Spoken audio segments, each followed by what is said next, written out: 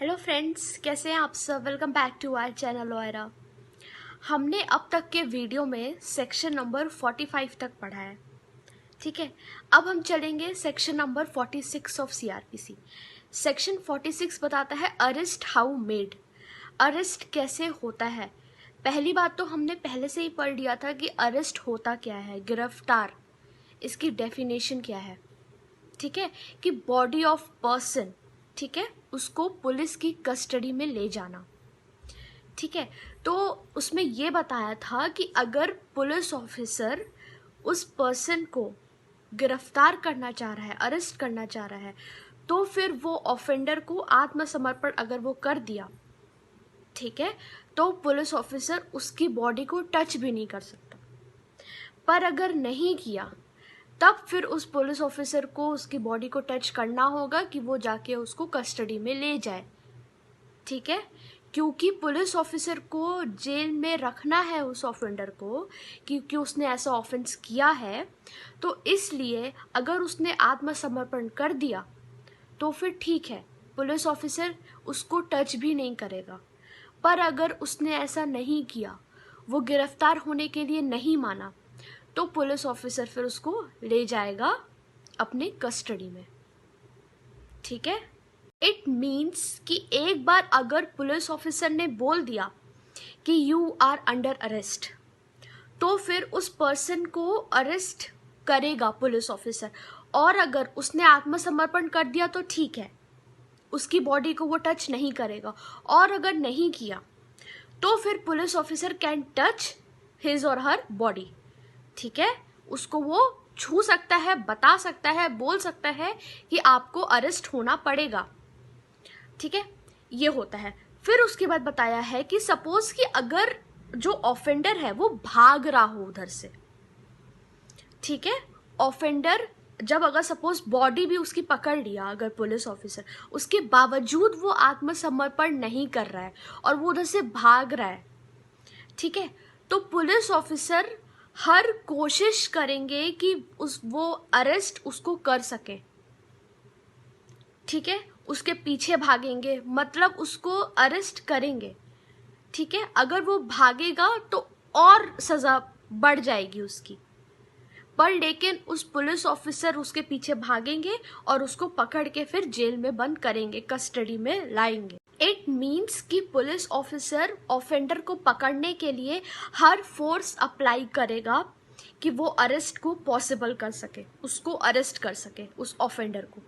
ठीक है, अब सपोज जो ऑफेंडर है वो फीमेल है, ठीक है, और अगर पुलिस ऑफिसर में आए हैं, कोई लेडी कांस्टेबल है, एक या दो, जितने भी मतलब अगर हैं, तो वो लेडी कांस्टेबल उसको गिरफ्तार करेगी, उस लेडी ऑफेंडर को।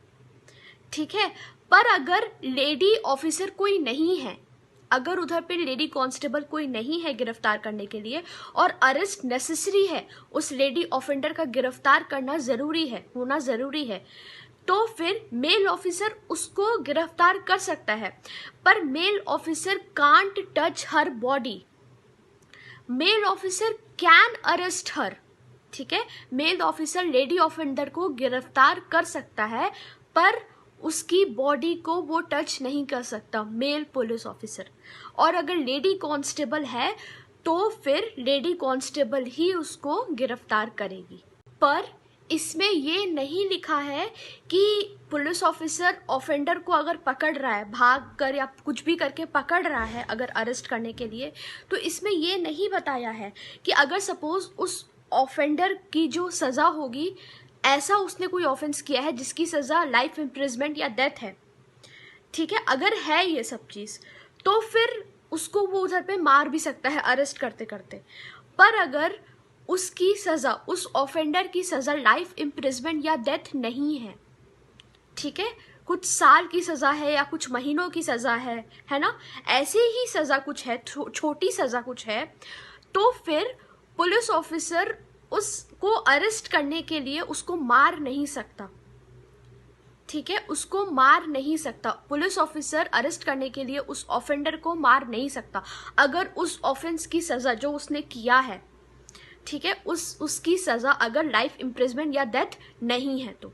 अगर लाइफ इम्प्रिजमेंट या डेथ है तो उसको अरेस्ट करते करते उसको मार भी सकता है। ठीक है, तो ये है सेक्शन नंबर 46। और उसमें एक और चीज बताया है कि एक लेडी ऑफेंडर जो है, वुमेन जो है, अगर सपोज एक वुमेन ने ऑफेंस किया है तो उसको सनसेट के बाद और सनराइज से पहले उसको गिरफ्तार नहीं किया जा सकता।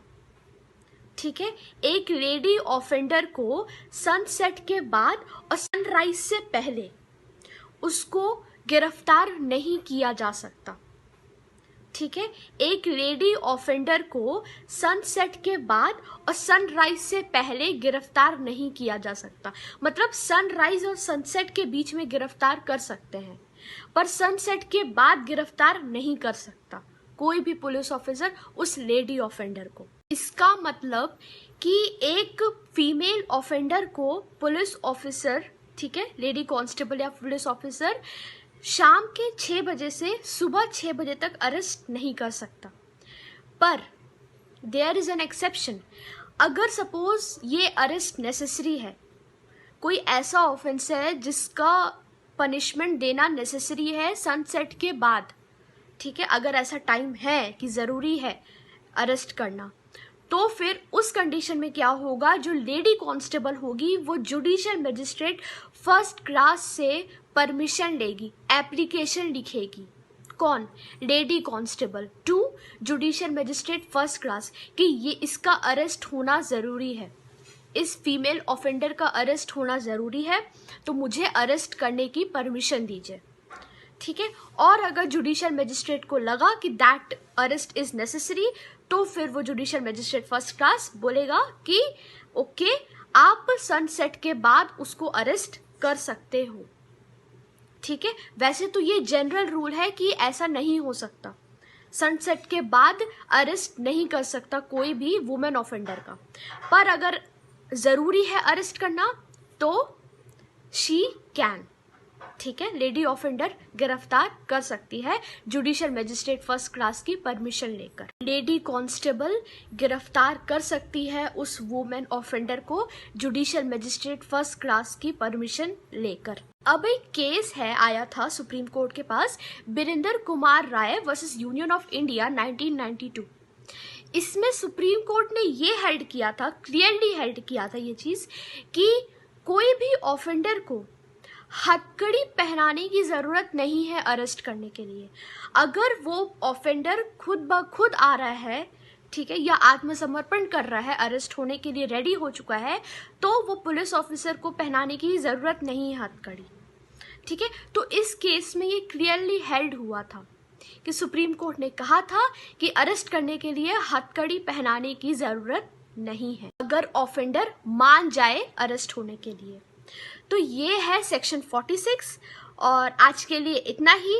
अब हम मिलते हैं नेक्स्ट वीडियो में, तब तक के लिए अपना ध्यान रखें, स्टे हैप्पी, स्टे सेफ। और अगर मेरा वीडियो पसंद आ रहा हो तो इसे please like, share, subscribe, comment करें और बेल आइकन भी प्रेस कर दें।